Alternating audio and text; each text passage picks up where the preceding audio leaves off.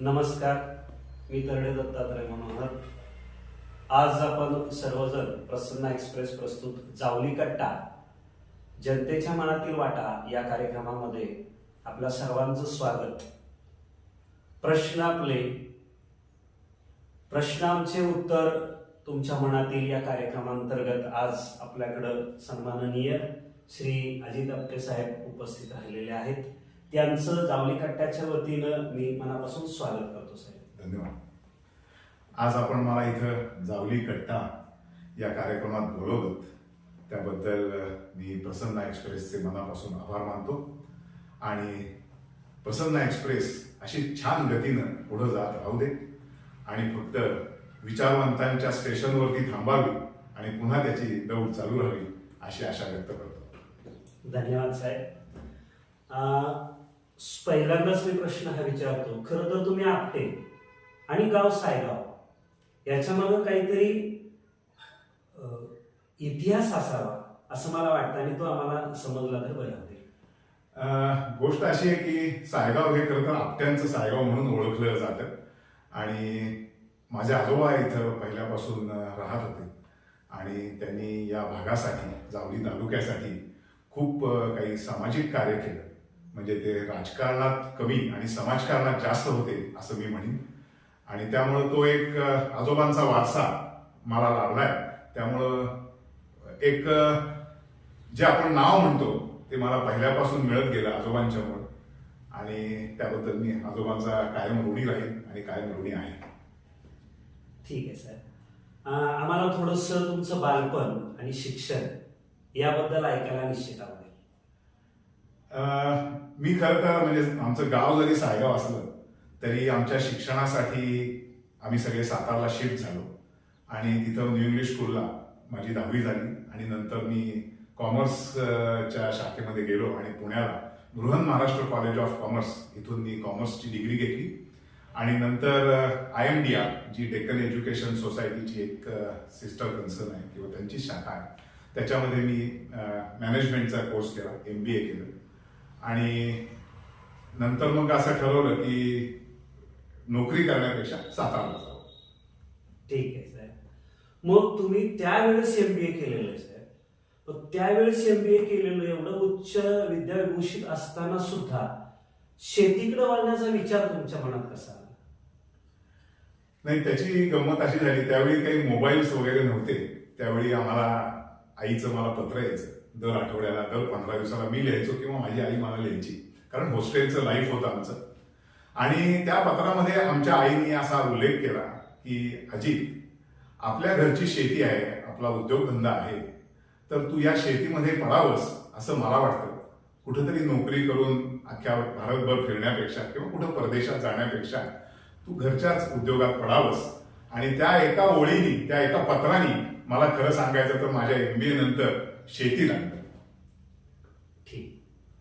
म्हणजे आईचं एक वाक्य हे तुम्हाला शेतीकडे वळवायला पुरेसं झालं होतं. नक्कीच.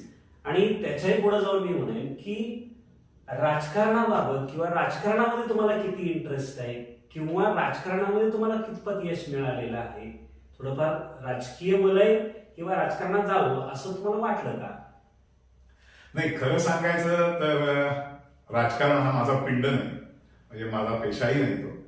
पण मला समाजकार्याची आवड आहे आणि ज्यावेळी माझ्या गावाच्या जवळ एक येरुळकर वाडी नावाचं गाव आहे, छोटीशी वाडी आहे, तिथं पाण्याचं दुर्भिक्ष होतं आणि दुष्काळ सदृश परिस्थिती होती आणि त्यांना विहिरीचं पाणी किंवा प्यायचं पाण्याची गैरसोय होती. तर त्यावेळेला येरुळकर वाडीतल्या काही काही बायका माणसं माझ्या शेतावर कामाला यायची आणि त्यांनी मला त्यांची व्यथा बोलून दाखवली की आमच्या गावाला प्यायला अजिबात पाणी नाही. मग मनामध्ये विचार आला की आपल्याकडे एवढं पाणी असताना आपण जर या लोकांना पाणी पुरवलं नाही तर आपला ह्या समाजाचा काय उपयोग. असा विचार करून मी माझं समाजकार्य त्यावेळी पहिल्यांदा चालू केलं. म्हणजे मी जवळजवळ 3-3 हजार लिटरच्या 2 टाक्या विकत घेतल्या, माझ्या ट्रॅक्टरवर त्या ठेवल्या आणि तो ट्रॅक्टर मी रोज संध्याकाळी त्यांच्या वाडीला 1 किंवा 2 खेपा करून पाणी पोचवायची सोय केली. तिथपासून माझं खरं समाजकार्य सुरू झालं असं मी मानतो. खरं सांगू सर, दुष्काळात माणसांना पाणी पुरवणं म्हणजे एखाद्या दुःखी माणसाच्या डोळ्यात पाणी पुसणं एवढं पुण्य तुम्ही केलेलं आहे. क्या बात है सर. त्याच्याही पुढे जाऊन मी असं म्हणेन की मी ऐकलंय असं की तुम्हाला बिनविरोध सरपंच त्या गावचं तुमचं केलेलं होतं, त्याबाबत काय सांगा? पुन्हा मी तेच सांगेन की समाजकार्याची आवड असल्यामुळं मी विविध प्रकारे कामं करत होतो माझ्या गावामध्ये आणि ती लोकांना अप्रिशिएट होत होती, लोकांना ती आवडत होती. आणि त्यामुळे एक मीटिंग झाली असताना सगळ्या गावकऱ्यांचं असं मत पडलं की सरपंचपदी तुम्हीच यावं आणि काही चांगल्या गोष्टी गावामध्ये घडवाव्या. आणि एक आमचं म्हणजे मी म्हणेन की आजोबांच्या पासून एक सुसंस्कृत गाव अशी त्याची ख्याती आहे. म्हणजे तुम्ही गंमत म्हणून मी सांगायचं झालं तर गावाचं नावच सायगाव आहे, की म्हणजे दुधावरची साय आहे. सो मला वाटलं की आपण पण काहीतरी करावं. खरं तर माझ्या मनात असं सरपंच होणं किंवा असं खुर्ची मिळवून काही काम करणं असं कधीच नव्हतं. पण तरी सुद्धा लोकांच्या आग्रहास्तव मी त्याला हो म्हटलं आणि मी 5 वर्ष माझी सरपंच पदाची कारकीर्द पूर्ण केली. छान. अगदी म्हणजे राजकारणही नाही पण समाजकारणचही तुम्ही ते सरपंच पद घेऊनही समाजकारणच केलं, हे एक अतिशय उत्तम सद्गुण तुमच्यातला दिसतोय. आणखीनही तुमच्या हातून झालेली काही समाजकार्य असतील तर आमच्या प्रेक्षकांना नक्की आवडेल ते ऐकायला, जेणेकरून त्याच्यातून आमचे हे प्रेक्षक स्फूर्ती घेतील. समाजकारण म्हणायला गेलात तर मला एकतर विद्यार्थ्यांत रमायला आवडतं.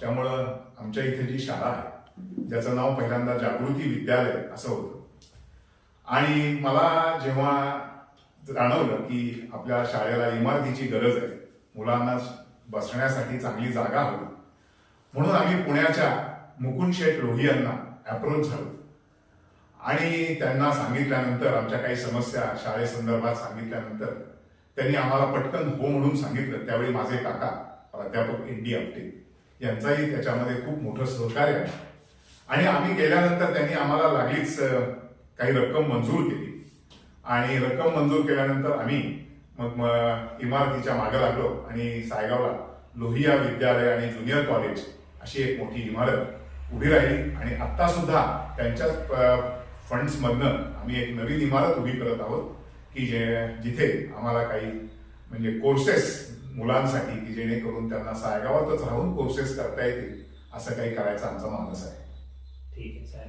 खरं तर शिक्षण म्हणजे माणसाचा तिसरा डोळा आणि हे बरोबर साहेबांनी ओळखलेलं होतं आणि म्हणूनच शिक्षणासाठी वाटेल ते करावं हा कदाचित त्यांचा विचार असावा. आणि या सामाजिक कार्यातून आज कित्येक पिढ्या घडत आहेत आणि ह्या पिढ्या घडवणं हाच एकमेव त्यांचा उद्देश आहे. आता साहेब थोडंसं आपण आता शेतीकडे वळूया. शेतीमध्ये जे तुम्ही संशोधन केलेलं आहे त्या संशोधनाबाबत काय सांगा? सर मी खरं तर MBA केलं आणि लोक मला विचारले तू MBA करून शेतीत कसा पडलास, तर मी त्यांना गमतीने म्हणायचो MBAचा लॉंग फॉर्म मी असा करतो की managing the business of agriculture, that is MBA.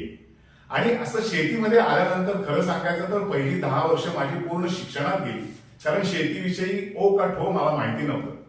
आणि माझ्या वडिलांच्याकडनं माझ्या आजोबांच्याकडनं त्याच्यामध्ये शिकत किंवा काही बाहेरच्या चांगल्या तज्ञ मंडळींच्याकडनं मी शेतीविषयी ज्ञान घेत गेलो, शेतीविषयी माहिती घेत गेलो. आणि आमची मुख्य पिकं होती हळद, ऊस आणि कांद्याचं बियाणं. कांद्याचं बियाणं हे माझ्या आजोबांपासून आम्ही करतोय. माझ्या आजोबांनी त्याचा पहिल्यांदा प्रसार केला या जावळी तालुक्यात, म्हणजे आमच्या भागामध्ये पहिल्यांदा कांद्याचं बियाणं आणलं ते म्हणजे माझ्या आजोबांनी. आणि असं करता करता मला जाणवलं की हळद हा विषय होता. हळद पीक आम्ही दरवर्षी करायचो. मी जवळजवळ 7, 8, 10 एकरापर्यंत हळदीचं पीक केलं आणि असं जाणवलं की या हळद पिकासाठी लेबर खूप लागते, जळण खूप लागते. कारण त्यावेळी तुम्हाला माहित असेल ते उसाचा रस जसा गुऱ्हाळात शिजवला जायचा काहिलीमध्ये, तर तशा काहिलीमध्ये आम्ही तो हळद टाकून पाण्यामध्ये ती बॉईल करायचो, उकळायचो आणि तशा पद्धतीचा ती प्रोसेस होती. मला जाणवलं की याला लेबर खूप लागतंय, याला जळण खूप लागतंय. मग मी विचार केला की ही कुकरमध्ये शिजवली तर काय होईल. आणि मग मी ती घरी छोट्याशा कुकरमध्ये ती हळद शिजवून बघितली आणि अतिशय उत्कृष्ट रिझल्ट आले मला. आणि मग मी माझे साडू अनंत सोमण जे मेटलर्जी इंजिनियर आहेत त्यांच्याकडनं हा प्रोजेक्ट 7 बनवून घेतला आणि कुकर आणि त्याच्या आतली भांडी असं बनवून एका वेळेला साधारणपणे 800 किलो हळद शिजली जाईल एवढा मोठा कुकर आम्ही बनवला आणि तो प्रचंड सक्सेस झाला माझा प्रयोग. आणि जळण जे लागायचं हळद शिजवण्यासाठी, समजा 100 किलो आम्हाला पूर्वीच्या प्रकारे शिजवताना जर लागत असेल तर त्याचा रेशो फक्त 30% वर 30% ते जळण आलं. त्यामुळे त्याच्यामध्ये सुद्धा बचत व्हायला लागली आणि हळद सुद्धा फार अप्रतिम रीतीने शिजली गेली. आणि हळदीची पावडर करताना सुद्धा तो एक प्रकारचा छान हळदीचा फील त्या हळदीला आला. आणि त्यामुळे मला वाटतं हा जो प्रयोग होता माझा कुकर करण्याचा, हळद शिजवण्यासाठी प्रेशर कुकरची सिस्टीम वापरायचा, हा आता खूपच पॉप्युलर झाला. आणि तो आता मोबाईल कुकर तुम्हाला सगळीकडे आपल्या भागामध्ये हळद शिजवण्यासाठी दिसतात. म्हणजे या कुकरचे खरे तर तुम्ही उद्गाते बनवणारे तुम्ही. आणि आज त्यामुळं मजुरांची संख्या कमी झाली, त्याचबरोबर जळणही कमी झालं, लोकांचे कष्ट कमी झाले आणि शिवाय त्याचा रिझल्ट चांगला यायला लागला. खरोखर तुम्हाला जावली कट्टा आहे ना सर, सलाम करतो, या संशोधनासाठी सलाम करतो. आता मी आपल्या मूळ विषयाकडे बोलतोय सर. शाश्वत शेती, आमच्या प्रेक्षकांना जाणून घ्यायचं की शाश्वत शेती कशाला म्हणायचं? बेसिकली शाश्वत शेती म्हणजे त्या शेतकऱ्याला काहीतरी फिक्स इन्कम मिळालं पाहिजे.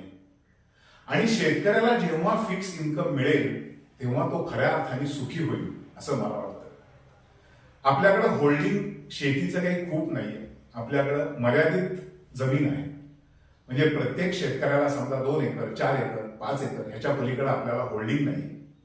तर मला असं वाटतं की तुम्ही जेव्हा शेती करता तेव्हा तुम्हाला एक अश्युअर्ड इन्कम मिळालं पाहिजे, नक्की इन्कम मिळालं पाहिजे. म्हणून मी नेहमी म्हणतो की साधारणपणे 50 ते 60% तुमच्या जमिनीचा भाग हा तुम्ही ऊसाखाली आणला तर तुम्हाला त्या दृष्टीने शुअर इन्कम मिळेल. म्हणजे हल्लीचा काळ असा आहे की नवीन तरुण मंडळी ऊसा सारख्या पिकामध्ये खूप पडलेली आहे, शेतीमध्ये पडलेली आहेत असं म्हणू. आणि 80, 90, 100 टनाचा टप्पा सुद्धा हल्लीचे शेतकरी गाठतायत. त्यामुळं ऊस हे आता हल्ली शाश्वत पीक झालंय आणि त्याच्यामुळं ऊस हा तुमच्या शेतीमधला एक 60-70% भाग व्हायला काहीच हरकत नाही. आणि मग उरलेली जी शेती आहे तुमची त्याच्यामध्ये तुम्ही थोडीशी म्हणजे जुगारी पिकं म्हणू आपण त्याला, किंवा त्याच्यामध्ये थोडंसं हळद आणि भाजीपाल्यासारखी पिकं जर केली. आणि मला दुसरं म्हणायचंय की ही पिकं करत असताना आता ऊस तर आपण कारखान्याला घालणार आहोत, पण ही जी बाकीची पिकं आहेत ती पिकं करत असताना प्रत्येक शेतकऱ्यांनी त्या पिकाचा शेवटच्या युजर पर्यंत जर तो शेतकरी गेला, म्हणजे एंड युजर जो आहे, जे गिराईक आहे, तिथपर्यंत जर हा आमचा शेतकरी पोहोचू शकला तर त्याला जो आज 1 रुपया मिळतोय त्याच्याऐवजी त्याला 2 रुपये मिळतील आणि त्याला तो फायदा होईल असं मला वाटतं. म्हणून एंड युजर पर्यंत शेतकऱ्यांनी जाण्याचा प्रयत्न करावा असं मला त्याच्यात वाटतं. म्हणजे शाश्वत शेती याचा अर्थ असा की शाश्वत उत्पन्न शेतकऱ्याला मिळालं पाहिजे आणि त्या शेतकरी शाश्वत उत्पन्न मिळाल्यावर जो सक्षम होईल त्यानंतर प्रायोगिक शेतीकडे त्यांना वळलं पाहिजे, असं थोडंसं आपलं याबाबतचं मत आहे.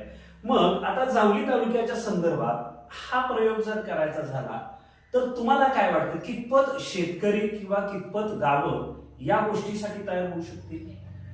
नाही, बेसिकली असं आहे की शेतीमध्ये प्रयोग खूप करणं परवडत नाही.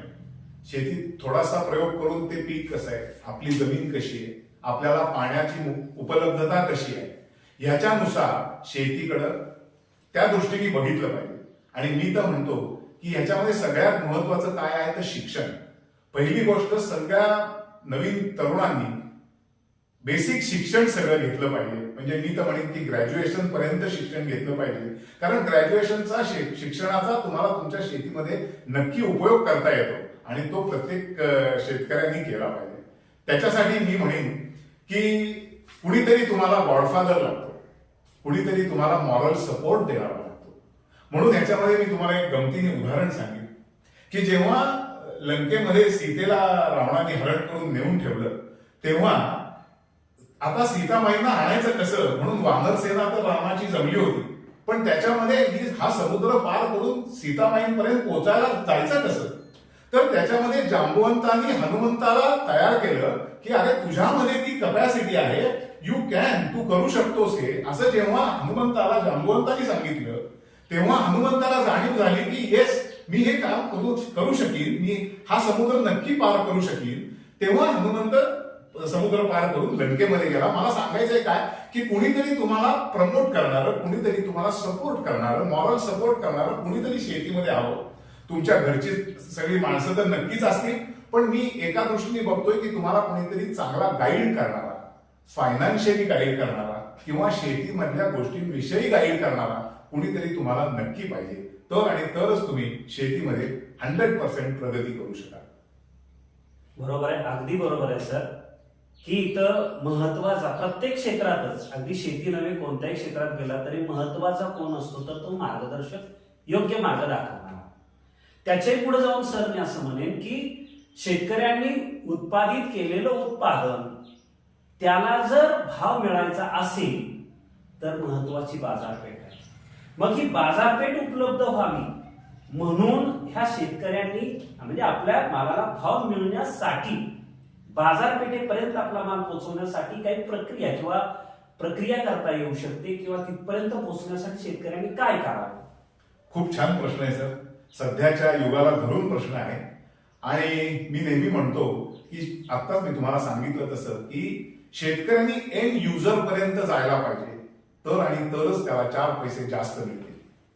याच्यावर एक उदाहरण, अरुणाचल प्रदेशामध्ये टॅगोर रिटा नावाची एक इंजिनियर बाई होती आणि त्यावेळेला अरुणाचल प्रदेशामध्ये फळझाडांची लागवड हा विषय होता आणि शेतकऱ्यांना मुबलक प्रमाणावर फळझाडांची लागवड करा म्हणून सांगण्यात आलं होतं. पण फळझाडांची लागवड केल्यानंतर तुम्ही म्हणता तसं त्याचा उपयोग काय, त्याला मार्केट काय, हा प्रश्न शेतकऱ्यांच्या पुढे मोठा होता.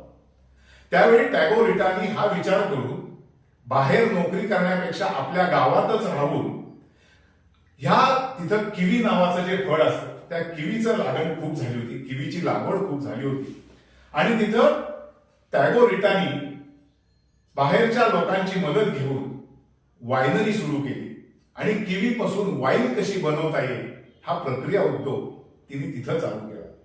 तर मला तेच सांगायचंय की आपल्या भागात सुद्धा असे प्रक्रिया उद्योग अनेक निघाले पाहिजेत. नवीन तरुणांनी त्याच्याकडे एक कारखानदारी या दृष्टीने बघायला शिकलं पाहिजे आणि मला काय करता येते म्हणण्यापेक्षा मी हे करीन अशी खात्री मनाशी त्यांच्या ठेवली पाहिजे. कारण परमेश्वराने प्रत्येकाला काही ना काहीतरी दिलेलं आहे.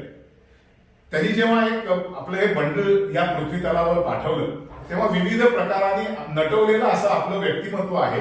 ते प्रत्येकाला जाणीव व्हायला पाहिजे की माझ्यामध्ये काय आहे आणि ते हळूहळू ते रॅपर उलगडत जातं आणि तुम्हाला तुमच्यामध्ये असणारी पॉझिटिव्हिटी, तुमच्यामध्ये असणारी क्षमता, तुमच्यामध्ये असणारी क्रिएटिव्हिटी हे तुम्हाला जाणवतं आणि तुम्ही त्याच्यातनं बाहेर येता आणि काहीतरी नक्की चांगलं त्यातनं घडेल असं तुम्ही पाहता. म्हणून मला म्हणायचंय काय की याच्यामध्ये काहीतरी उद्योगशीलता आली पाहिजे, चांगली बाजारपेठ जावली तालुक्यासाठी निर्माण व्हायला पाहिजे, त्याच्यासाठी शेतकऱ्यांना डायरेक्ट त्यांचा माल विकता यावा यासाठी काही मार्केटिंगची सुविधा व्हायला हवी. आणि आता हल्लीच्या काळामध्ये बघायला गेलात तर ही सुविधा निर्माण झालेली आहे. म्हणजे मोठमोठ्या ज्या कंपनीज आहेत म्हणजे टाटांची बिग बास्केट असेल किंवा रिलायन्स असेल किंवा अमेझॉन असेल, तर ह्या ज्या कंपनीज आहेत ह्या कंपनीज शेतकऱ्यांचा डायरेक्ट माल आज खरेदी करतात. त्यामुळे शेतकऱ्यांनाही तो खूप मोठा फायदा झाला आणि ते कॉन्सन्ट्रेट करून ते पीक घेऊ शकतात आणि त्या कंपनीजना घालू शकतात. आणि ह्याच्यामध्ये मला एक खूप सांगायचं एक गोष्ट आहे की शेतकऱ्यांच्याकडं त्यासाठी सातत्य असण्याची खूप गरज आहे. एक वर्षीच मी हळद करायची आणि पुढे 4 वर्ष हळद करायची नाही किंवा मी एक टोमॅटोचं पीक घ्यायचं आणि परत 4 वर्ष टोमॅटोचं पीक घ्यायचं नाही असं करता कामा नाही. कारण त्याच्यामध्ये सातत्य राहिलं, कंटिन्युटी जर राहिली तर दराचा जो ऍव्हरेज दराचं मिळतं ते तुम्हाला शेतकऱ्याला मिळू शकेल. तुम्ही एकदा लाईन सोडून पलीकडे गेला की तुमची लाईन पण मोडली जाते, तुम्हाला दर पण मिळत नाही आणि पुन्हा नव्याने लाईनच्या मागे येऊन पुन्हा त्या ओळीमध्ये उभं राहावं लागतं. तर सातत्य ठेवलं पाहिजे, पेशन्स ठेवला पाहिजे, तर तुम्हाला नक्की चांगले रिझल्ट शेतीमध्ये दिसून येतील. अगदी बरोबर सर. म्हणजे शेतकऱ्यांनी शेतीबरोबर प्रक्रिया उद्योगाकडे वळलं पाहिजे, त्याबरोबर कुक्कुटपालनसारखे किंवा दुग्ध व्यवसायासारखे सुद्धा व्यवसाय केले पाहिजेत, हे निश्चितच आहे. आता तुम्ही जो घेतलेला विषय त्या विषयानुसार मला आणखी असं म्हणायचं की आपण फक्त जावली तालुक्यापुरता विचार करूया. जावली तालुक्याचा जो उत्तर भाग आहे तो सधन शेती भरपूर असणार आहे, पण जो दक्षिण भाग आहे तो डोंगराळ आहे, जिथं भात नाचणीसारखीच पिकं होतात. ते लोक ऊस घेऊ शकत नाही. कारण पावसापुरतं पाणी, त्यानंतर पाण्याचं दुर्भिक्ष असतं. मग अशा लोकांसाठी काय उपाययोजना करता येतील का? जे शाश्वत शेती म्हणतोय, शाश्वत उत्पन्नासाठी त्या लोकांसाठी काय करता येईल? खूप चांगला प्रश्न आहे. याच्यामध्ये लॉंग टर्म आणि शॉर्ट टर्म अशी जी पिकं आहेत, म्हणजे डोंगराळ भागात तुम्ही म्हणताय तिथं हॉर्टिकल्चरची लागवड आपल्याला जास्त करता येईल, म्हणजे फळझाडं म्हणतोय मी, किंवा काही निलगिरी, सागवान अशी जी झाडं असतात त्यांचा पण तिथं लागण करायला हरकत नाही.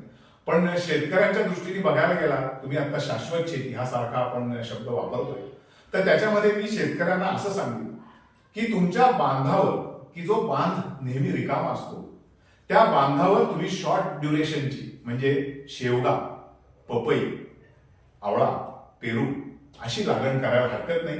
कारण त्याच्यामध्ये एक झाड तुम्हाला खूप काही मिळवून देतं आणि जी तुमची रोजी रोटी भागवू शकते. तर अशी झाडांची लागवड बांधावर करायला पाहिजे.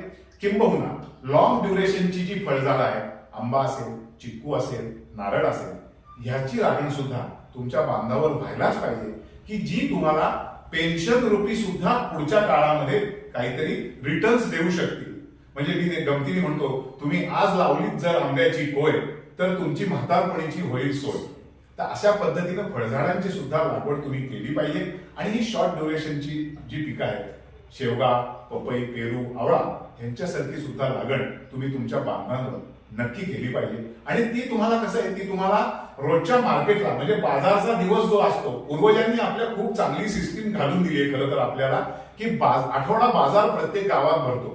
त्या गावाची गंमत अशी असते की प्रत्येक शेतकऱ्याने जाऊन आपला माल त्या आठवड्या बाजारामध्ये विकावा, अशी ती पूर्वंपार आलेली सिस्टीम आहे. आणि ती खूप छान आहे. ती अजूनही काही गावांमधनं फॉलो केली जाते आणि ती त्याचा वापर या शेतकऱ्याला आठवड्याला त्याचा माल नेऊन विक्रीसाठी तिथं ठेवता येतो आणि त्याला त्याच्यामध्ये जास्त पैसा मिळतो आणि त्याला ती रोजीरोटी म्हणून खूप छान आहे. कारण मी तुम्हाला सांगतो, शेती आपसूक होत नाही. शेतीवर मी नेहमी, मला स्वतःला असं म्हणतो की मी टाटामध्ये किंवा मी एखाद्या मोठ्या मल्टीनॅशनल मध्ये नोकरीला आहे, तर तिथं मला सकाळी 8ला जावं लागेल, संध्याकाळी 5ला मला घरी येता येईल. अशी जर मी शेती केली, असा मी रोज जर 8 वाजता शेतावर जाऊ लागलो आणि संध्याकाळी 5-6 वाजता घरी यायला लागलो, तर शेती स्वतः मला रोज काम सांगते. मला असं कधी होत नाही की मला आजच्या दिवशी काम नाहीये. त्यामुळे शेतकऱ्यांनी इंडस्ट्री सारखं शेतावर जावं आणि शेती करावी, असं माझं प्रामाणिक मत आहे. अगदी बरोबर साहेब. म्हणजे 11 ते 5 काम करणारे असतील किंवा शिफ्ट मध्ये काम करणारे असतील, ते जसे रोज 8 तास 6 तास काम करतात, तसं शेतीवर काम केलं तर निश्चित त्याचा फायदा होईल. चालू घडीला आत्ता जर विचार केला तर पिकं चांगली यावीत, वातावरणाला ह्या पिकांनी टिकावं म्हणून सध्या अनेक कंपन्या बाजारामध्ये अशा आहेत की ज्या खतांचा, लिक्विडचा, कीटकनाशकांचा प्रचंड प्रमाणात वापर आता होतोय. म्हणजे अगदी सामान्यातला सामान्य शेतकरी सुद्धा आता गवत हाताने काढायला नको म्हणतोय.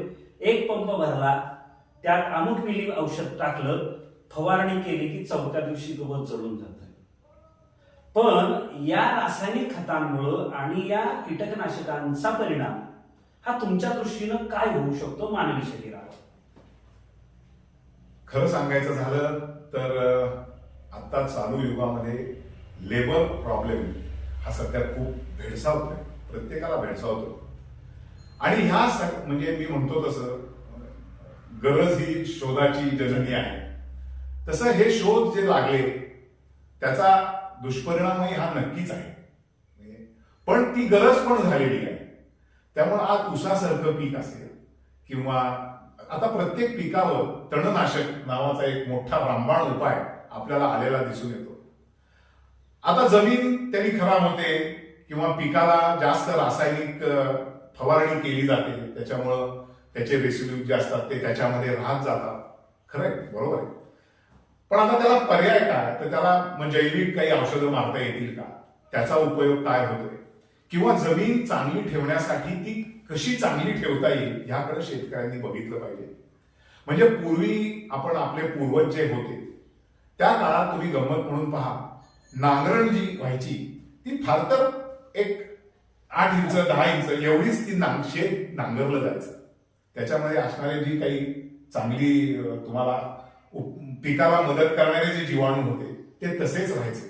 पण आता नांगरटी खोल झाल्या, त्याच्यावर औषधं मारली गेली, त्यामुळे असणाऱ्या जीवाणूंची संख्या कमी झाली. मित्र किडी ज्या म्हणतो आपण त्या आता नाही राहिल्या. तर असे हे काही काही तोटे हे आपल्याला बघायला मिळतात. त्याच्यामधनं अर्थात फायदे पण आहेत आणि तोटे पण आहेत. त्यामुळे त्याचा वापर संतुलित करावा असं माझं मत आहे. आणि मी नेहमी म्हणतो तसं तुमची तब्येत जेव्हा तुम्ही चांगली ठेवता, सशक्त ठेवता, तेव्हा तुम्हाला औषधं जास्त लागत नाही. त्यामुळे जमीन चांगली ठेवण्याचा प्रयत्न तुम्ही करा. त्याला ऑर्गॅनिक म्हणजे शेणखत किंवा कोंबडी खत किंवा काही वेळेला जमीन मोकळी ठेवणं, त्याला रान फॅलो ठेवणं आपण असं जे म्हणतो तसं काही केलं पाहिजे. किंवा हिरवळीच्या खतांचा म्हणजे दहीच्या असेल, ताग असेल, यांचा वापर प्रत्येक शेतकऱ्यांनी एक पीक बुडवून ते करायला पाहिजे. की ज्याला शेतकरी तयार होत नाही, एक पीक बुडवणं म्हणजे शेतकऱ्याला खूप महाग जातं. पण शेतीच्या दृष्टीने, जमीन चांगली टिकवण्याच्या दृष्टीने हे खूप गरजेचं आहे असं मला वाटतं. अगदी बरोबर साहेब. तुम्ही जे सांगितलं तागाचं उदाहरण, मी स्वतः ते वापरलेलं उदाहरण आहे. एकदा की ताग करून पाहूया म्हणून एका शेतामध्ये केलं, तर त्या शेतात आलेलं पीक शेवटपर्यंत कांद्याच्या पातासारखं हिरवं राहिलं होतं. म्हणजे जमिनीचा पोत सुधारणं गरजेचं आहे. पोत सुधारला तर तुम्हाला बाकीच्या औषधांची गरज भासणार नाही.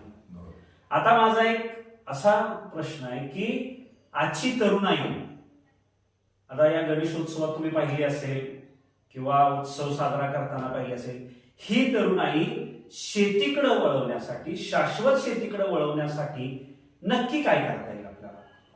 खूप छान. पुन्हा एकदा मी माझ्याच उदाहरणाकडे येतो. कॉन्ट्रॅक्ट फार्मिंग हा जो प्रकार आहे की जो गेले 10 वर्ष गाजतोय, की गट शेती, तर हा प्रयोग मी तर म्हणेन मी खूप आधीपासून केला. म्हणजे मी कांद्याचं बियाणं जेव्हापासून बनवायला लागलो तेव्हा माझा विचार असा होता की मी माझ्या शेतामध्ये नक्की कांद्याचं बियाणं करीन. पण माझी मर्यादा आहे, मला 5 एकरामध्ये कांद्याचं बियाणं करता येते. पण माझ्याकडं मागणी तर 100 एकराच्या बियाणाची आहे. मग मी काय करू शकतो?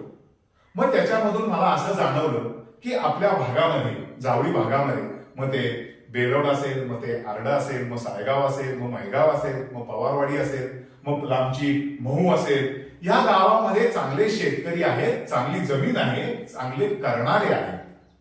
मग ह्या शेतकऱ्यांना आपण जर समजा कांदे दिले तर ह्या कांद्यातून त्यांनी आपल्याला चांगलं कांद्याचं बियाणं बनवून दिलं तर आपण ही कॉन्ट्रॅक्ट शेती चांगल्या पद्धतीनं अंमलात आणू शकू. जेणेकरून ह्याच्यामध्ये विन विन पोझिशन होती. माझ्यासाठी मला चांगल्या प्रकारचं बियाणं मिळणार होतं आणि त्या शेतकऱ्यांना चांगला मोबदला मिळणार होता. म्हणजे त्यांना शुअरिटी होती की येस, आपण जर अजितकडनं कांदे घेतले, आपण त्याचं बियाणं बनवलं तर आपण हे बियाणं परत अजितला देऊ शकू आणि आपण अजितकडनं चांगले पैसे घेऊ शकू, त्याचा मोबदला आपल्याला चांगला मिळू शकेल. आणि हा प्रयोग अतिशय उत्तम चालला, सुरू झाला आणि आज तागायत तो प्रयोग अतिशय उत्तम पद्धतीने चालतो. तुम्ही जे म्हणलात तरुणाईला वळवता कसं येईल, याच्यामध्ये मी परत एकदा सांगेन की जेव्हा खिशात 4 पैसे असतात तेव्हाच प्रत्येक मनुष्य सुखी असतो. मग हे सुख शोधायचं कसं?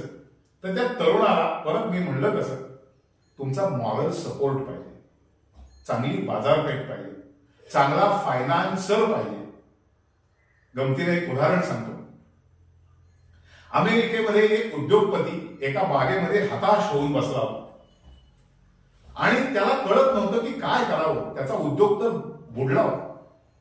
त्याच्या शेजारी एक मनुष्य येऊन बसला आणि त्यांनी सहज त्याला विचारलं की का रे, तू हताश होऊन का बसलायस? त्यांनी सांगितलं, माझा कारखाना बंद पडलाय, माझे देणेकरी माझ्या दारात रोज येत आहेत, सप्लायर्सनी मला त्रास द्यायला सुरुवात केली आहे, बँकवाले माझ्या मागे लागले, काही कळत नाही. त्या माणसाने खिशातनं एक चेकबुक काढलं, त्या चेकवर सही केली आणि तो चेक त्या माणसाला दिला आणि त्याला सांगितलं, हा घे तुला चेक, आजपासून तुझा हा पैसा झाला आणि तू बरोबर 1 वर्षांनी मात्र मला ह्याच जागी इथंच येऊन भेटायचंस. असं झाल्यानंतर 1 वर्ष गेलं. त्याच्या या 1 वर्षामध्ये तो जो चेक होता त्याच्यावर सही होती J.D. रॉकफेलर. रॉकफेलर हा अमेरिकन उद्योग विश्वातला सगळ्यात मोठा दिग्गज माणूस होता की ज्यांनी तेल कंपन्या स्थापन केल्या होत्या आणि त्याचं भरपूर नाव होतं अमेरिकेमध्ये. त्यांनी चेकवर रॉकफेलरची सही बघितल्यावरच तो उड्या मारायला लागला. म्हणला माझ्यासारख्या या गाळात गेलेल्या माणसाला रॉकफेलरनी $5 लाख चेक दिलाय. आणि असं बघितल्यानंतर त्याची एवढी म्हणजे उत्साह एवढा वाढला की त्यांनी त्या वर्षभरामध्ये तो चेक तसाच ठेवला. तो म्हणला याचा पाठिंबा मला आहे, मी माझा उद्योग पुन्हा नव्या जोमाने चालू करणार. त्यांनी सगळ्या देणेकरांना बोलवलं, त्याच्या सप्लायरना बोलवलं आणि सांगितलं की मी माझा उद्योग परत अशा तऱ्हेने चांगल्या पद्धतीने चालू करताय, तुम्ही मला फक्त सपोर्ट करा. मला रॉकफेलरनी $5 लाख चेक दिलाय, ते माझ्या मागे आहे. तेव्हा मला कळलं की भिऊ नकोस, मी तुझ्या पाठीशी आहे. हे जे वाक्य आहे ते त्याला बरोबर होतं. आणि गंमत पुढे सांगायची म्हणजे तो कारखानदार अतिशय उत्तम पद्धतीनं त्यानं 1 वर्ष काम केलं आणि 1 वर्षांनी परत तो त्याच ठिकाणी येऊन बसला त्या रॉकफेलरची वाट बघत. आणि बसल्यानंतर त्याला लांब तिकडं तो मनुष्य दिसला. त्यांनी त्याला हाक मारायचा प्रयत्न केला, त्यांनी काही हो दिली नाही. पण नंतर तो त्याच्यापाशी गेला. तेवढ्यात एक नर्स त्या इंडस्ट्रियलिस्टच्या जवळ आली, त्या उद्योगपतीच्या जवळ आली आणि त्यांनी त्या उद्योगपतीला विचारलं, तुम्हाला हा मनुष्य खूप त्रास देत होता का हो? तो म्हणला नाही. तेव्हा त्या नर्सनी सांगितलं की हा माणूस हा डिमेन्शियाचा पेशंट आहे, याला प्रचंड प्रमाणावर विस्मृती आहे आणि हा मी रॉकफेलर आहे असं समजतो स्वतः आणि तो प्रत्येकाला सांगतो की मी रॉकफेलर आहे आणि त्यांनी तसा तुम्हाला तो चेक दिलेला आहे. हा मनुष्य थंड पडला, गार पडला. तो म्हणला मी हा रॉकफेलरचा चेक आहे असे समजून वर्षभर माझा उद्योग केला आणि मला त्याच्यातून प्रचंड उत्साह मिळाला, नवीन एनर्जी मिळाली. म्हणजे मला सांगायचा उद्देश असा आहे की तुम्हाला कुणीतरी तुमच्या मागे लागतो, तुम्हाला मार्गदर्शन करणारा लागतो, तुमचं मोराल बूस्ट करणारा कुणीतरी लागतो आणि ते रॉकफेलर कोणाच्या तरी पाठीमागं पाहिजे. म्हणून भिऊ नकोस, मी तुझ्या पाठीमागे आहे. हा महाराजांचा मंत्र प्रत्येकाने लक्षात ठेवायला पाहिजे. आणि दुसरं एक वाक्य जे आहे, हेही दिवस जातील, हा जो हे जे वाक्य आहे हे प्रत्येक तरुणाने शेतीमध्ये येताना पेशन्स, पॅशन सगळं एकत्र ठेवून शेती करावी, त्याला कधीही नुकसान येणार नाही. निश्चित सर. आता याही पुढे जाऊन अगदी उदाहरणातून तुम्ही खूप छान हे केलं की खरोखर तरुणाई या शेतीकडे वळायला काहीच हरकत नाही. फक्त त्यांना मॉरल सपोर्ट करणारी, फायनान्शियल सपोर्ट करणारी सिस्टीम जर सापडली तर हा तरुण काहीतरी वेगळं करून दाखवू शकेल. जसं तुम्ही कांद्याचं उदाहरण देताय तसं जावली तालुक्यामध्ये आज प्रचंड प्रमाणात आमचं बांबनळी सारखं गाव आहे की जिथं पूर्वी पाचगणीतून लोक यायचे, स्ट्रॉबेरीची रोपं लावायचे, मदर प्लांट ठेवायचे, मदर प्लांटवर लोकांनी प्रयोग केला आणि आज 25 ते 30 एकर लागवड ही स्ट्रॉबेरीची होती. खूप छान. आणि या लागवडीमध्ये, या गोष्टीमध्ये तरुणाई जास्त आहे. बरोबर की पारंपरिक शेतीवाल्यांपेक्षा तरुणाई जास्त आहे आणि त्यामुळं खऱ्या अर्थानं शेतीकडे हे वळायला लागलेलं आहे. मात्र तरीही मला काय वाटतं की शाश्वत शेतीची संकल्पना प्रत्येकाच्या गळी उतरवण्यासाठी काही विशेष उपाययोजना म्हणजे प्रशिक्षणाच्या माध्यमातून किंवा माहितीच्या माध्यमातून अशी किंवा एखादी संस्था स्थापन करून त्या संस्थेच्या माध्यमातून आपल्याला तालुक्यामध्ये किंवा जिल्ह्यामध्ये अशी शाश्वत शेतीचा प्रसार करण्यासाठी काही उपाययोजना करता येईल का? पुन्हा शाश्वत शेती म्हणजे शुअर इन्कम असं म्हणू आपण. तर त्याच्यामध्ये मी म्हणेन की तुम्ही म्हणलात तसं बरोबर आहे, काही संस्थांचा सहभाग, पण आता मी म्हणतो तसं की त्याच्यावर प्रक्रिया करणारे काही उद्योग हे आपल्या जावळी तालुक्यामध्ये आले पाहिजेत. किंबहुना तुम्ही जे म्हणालात जोडधंदा म्हणजे शेती नुसती बे शेती करून इन्कम मिळवण्यापेक्षा त्याला काहीतरी जोडधंद्याचा सपोर्ट हवा आणि तो जोडधंदा हा कंपल्सरी केलाच पाहिजे, कारण त्याच्याशिवाय पर्याय नाही. आणि आता आपल्याला कोरोनाच्या काळामध्ये त्या अनेक जोडधंद्यांची माहिती झाली आणि आपण म्हणजे घरची स्त्री असेल किंवा घरचा पुरुष असेल ते सुद्धा नवनवीन उद्योग करण्याला उद्युक्त झाले आणि ते सुद्धा नवीन नवीन प्रक्रिया उद्योग आता आपल्याला खेडेगावामधनं आलेले दिसतात, नाही असं दिसत नाही. कारण प्रत्येक घराघरामध्ये कुणीतरी तरुण कुणीतरी तरुणी एक काहीतरी उद्योग करते असं आपल्याला आढळून येतं आणि तो एका अर्थाने म्हणजे गावची इकॉनॉमी बदलण्यासाठी चांगला सपोर्ट आहे. त्याच्यासाठी मी आणखीन तुम्हाला एक म्हणेन की तुम्ही म्हणलात शेतीला सपोर्टिव्ह काहीतरी पाहिजे, तर गव्हर्नमेंटच्या दृष्टीने एखादा मोठा इंडस्ट्री टाईप प्रोजेक्ट एक 25 गावं मिळून एक तिथं आला पाहिजे, सो दॅट एकतर नोकरदार वाढतील, नोकरी त्यांना तिथे मिळेल, एम्प्लॉयमेंट मिळेल आणि अख्ख्या गावाची इकॉनॉमी बदलून जाईल. तर असा सरकारने काहीतरी एक नवीन मार्ग शोधावा की एक 25 गावाला मिळून एक मोठी इंडस्ट्री द्यायची आणि त्या मोठ्या इंडस्ट्रीने त्याचा असणारा सीएसआर जो असतो तो सीएसआर संबंध त्या 25 गावांसाठी वापरावा, म्हणजे त्या गावांचाही उदय होईल, त्या गावांमध्ये लोकांना एक शाश्वत इन्कम होईल आणि दोघांनाही फायदा होईल. म्हणजे इंडस्ट्रियलिस्टलाही चांगली नोकरदार माणसं मिळतील आणि गावालाही त्यामधनं इन्कम मिळेल. निश्चितच आहे. यानंतर माझा प्रश्न असा आहे की सध्या चालूला तुम्ही तुमच्या शेतीमध्ये कोणकोणते नवीन प्रयोग राबवलेले किंवा पिकांच्या बाबतीत असतील किंवा संशोधनाच्या दृष्टीने असतील, आता सध्या कोणते प्रयोग तुमचे चालू आहेत? मी प्रयोग असं म्हणणार नाही, पण एक तर शेतकऱ्याला असं सजेस्ट करेन की वेलवर्गीय जी भाजीपाला आहे तो वेलवर्गीय भाजीपाला आपल्याकडं कमी प्रमाणात मांडवावर केला जातो. तर मी प्रत्येक शेतकऱ्याला असा एक सल्ला देईन, म्हणजे मी जो अनुभव घेतोय, मी गेली 15 वर्ष 1 एकर मांडव केलेला आहे आणि त्या मांडवावर मी कारलं, दुधी भोपळा, दोडका, काकडी अशा पिकांचा त्यामध्ये लागण करतो आणि त्याच्यामधून शेतकऱ्याला खूप चांगला म्हणजे पैसा मिळतो असं मला माझ्या स्वतःच्या अनुभवावरून सांगतो.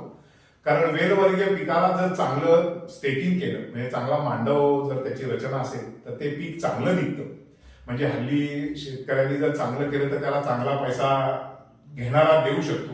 कारण आता दुधी भोपळा तर त्याच्यावरची जी असणारी लव आहे, त्या दुधी भोपळ्यावर एक लव असते, ती जर तुम्ही पिशवीत तो पॅक करून जर व्यवस्थित मार्केटला नेला तर त्याची किंमत वाढते. म्हणजे असं तुम्ही ही शेवटी सगळी मार्केटिंगची गणित आहे. तुम्ही जेवढ्या चांगल्या प्रकारे त्याला पुढे देता, गिरायकापर्यंत पोहोचवता, त्या चांगल्या प्रमाणात जेवढ्या द्याल त्या प्रमाणात तुम्हाला चांगले रिझल्ट मिळतील, चांगले रिटर्न्स मिळतील. तर असा एक हा मांडवाचा प्रयोग मी सगळ्या शेतकऱ्यांना करायला सांगेन. कारण आपल्याकडं डेअरी हा उद्योग खूप आहे, पोल्ट्री हा उद्योग खूप आहे, तर त्याला अनुषंगून हा सुद्धा एक प्रयोग करायला हरकत नाही. आणि आठवडा बाजाराला जरी तुम्ही कारली, दोडका हे घेऊन गेलात तरी तुम्हाला चांगले पैसे मिळवून देण्याचं काम होईल. म्हणजे शेतकऱ्यांनी वेलवर्गीय भाज्या करताना फिक्स्ड मांडव त्याच्यावर कराव्यात, जेणेकरून उत्पादन जास्त होईल, त्याची क्वांटिटी आणि क्वालिटी दोन्हीही चांगली ठेवली तर त्याला निश्चित पैसा मिळेल. खरं तर आपले साहेब, तुमच्याशी चर्चा करताना या सगळ्या गोष्टी जाणवत आहेत की अगदी कुकरचं इन्व्हेन्शन असेल किंवा कांद्यांच्या बियांचं तुम्ही सांगताय की सगळे म्हणजे गट शेती थोडक्यात तुम्ही करताय, शिवाय या शेतीतले वेगवेगळे प्रयोग करताय. मग हे करत असताना तुमच्या या कार्याची दखल शासन दरबारी घेतली गेली आहे का किंवा का घेतली गेली नसावी? नाही, मी या प्रश्नाचं उत्तर असं देईन की एक तर पहिली गोष्ट म्हणजे मला अशी रेकग्निशन नको, काय मी करतोय ते सगळ्या शेतकऱ्यांसाठी करतोय. आणि याच्यामध्ये एक जॉर्ज बर्नार्ड शॉचं एक वाक्य ते मी सांगेन. जॉर्ज बर्नार्ड शॉला एकदा असंच विचारलं की तुला एखाद्या कोणी जर पदवी द्यायची झाली तर तुला कुठली पदवी आवडेल? तर जॉर्ज बर्नार्ड शॉने उत्तर दिलं की जॉर्ज बर्नार्ड शॉ या नावापेक्षा आणखी मोठी पदवी ती कुठली? म्हणून मी म्हणेन की अजित श्रीकांत आपटे ही पदवी माझ्यासाठी खूप आहे. म्हणजे गंमत म्हणून. पण ठीक आहे, माझे शासन दरबारी हे व्हावी एवढा मी काही काम केलेलं नाहीये. माझ्या परीने मी काम करण्याचा प्रयत्न करतो, शेतकऱ्यांना मदत करण्याचा प्रयत्न करतो. आपल्या भागातला शेतकरी पुढे कसा जाईल, त्याला 4 पैसे कसे मिळतील आणि तो त्याला म्हणजे त्याचं स्थैर्य, म्हणजे त्याच्या घरातल्या माणसांचं स्थैर्य कसं राहील आणि तो आनंदाने कसा जगेल एवढं बघण्याचं काम मी माझ्या मर्यादित एक माझा जो कॉन्ट्रॅक्ट फार्मिंग किंवा जो गटशेतीचा प्रयोग आहे त्यामधले शेतकरी कसे चांगले राहतील एवढा प्रयत्न मात्र मी नक्की करतो. धन्यवाद साहेब. खरं तर सर्व मित्रांना माझी विनंती आहे की अशा व्यक्तिमत्वाच्या संपर्कात येऊन त्यांच्याकडून या गोष्टी जाणून घेऊन शेतीमध्ये वेगवेगळे प्रयोग करता येतात. शेती ही हमखास उत्पन्नाचं साधन निर्माण होऊ शकतं हे निश्चित वाटतं. आणि मला असं वाटतं की शासन दरबारी एवढ्यासाठी तुमची दखल घेतली जावी की तुमच्या ज्ञानाचा जावली तालुक्याबरोबर सर्व जिल्ह्यामध्ये, राज्यामध्ये त्याचा उपयोग व्हावा, हा त्यामागचा माझा प्रामाणिक प्रयत्न किंवा प्रामाणिक इच्छा माझी आहे की तुम्ही जे शेतीमध्ये प्रयोग केलेले आहेत, त्या प्रयोग यशस्वी झालेले आहेत. असे जर अनेकांचे यशस्वी प्रयोग झाले तर तुम्ही ती मर्यादा ओलांडून तुमच्या विचारांची पातळी जर बाहेर, म्हणजे विचारांचा उपयोग जर बाहेर झाला तर अनेक शेतकरी हे निश्चितच सधन होतील, त्यांना स्थैर्य लाभेल. शेवटचा माझा एवढाच प्रश्न आता आहे की माझ्या प्रश्नाचं अगदी प्लेन उत्तर द्या की शेती का करावी. शेवटचाच माझा प्रश्न आहे, शेती का आणि कशासाठी करावी. खूप छान, साधं उत्तर आहे. उत्तम शेती, मध्यम व्यापार आणि कनिष्ठ नोकरी. शेती हा विषय असा आहे की ह्यातून तुम्हाला प्रचंड आनंद मिळतो. अर्थात तुम्हाला लागतील एवढे पैसेही शेतीमध्ये नक्की मिळतात. पूर्वंपार चालत आलेला हा आपला व्यवसाय आहे. ह्याच्यामध्ये शेतकरी स्वतःसाठी जसं अन्नधान्य पिकवतो तसं इतरांना जगण्यासाठी सुद्धा अन्न पिकवतो. एवढ्याशा मूलभूत दाण्यातून आम्ही कितीतरी पट अन्नधान्य तयार करू शकतो अशी आमची आज कपॅसिटी आहे. असा आमचा भारत आहे. आणि या माध्यमातून शेतकरी हा प्रत्येक व्यक्तीपर्यंत पोहोचतो असं माझं मत आहे.